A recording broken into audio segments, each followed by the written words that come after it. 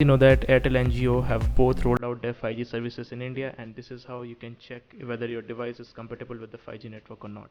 Once you are in a 5G city, you should receive this message, and when you click the link, it will redirect you to the Airtel Thanks app. As you can see on the screen, it is scanning for the 5G network. And after this step, it is going to scan for your device compatibility and whether you have the software to support 5G.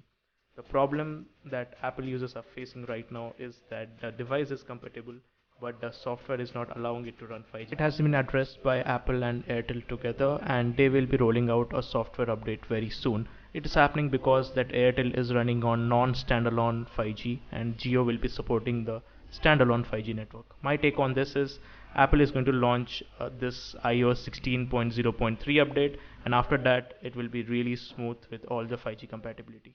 As of now, OnePlus, Realme and Samsung are supporting 5G. Once Apple releases the update, you can go to the iPhone settings. Under the mobile data settings, you can see the mobile data option settings, and in this you have voice and data, and that 5G should show here. Once you click 5G, your network is 5G.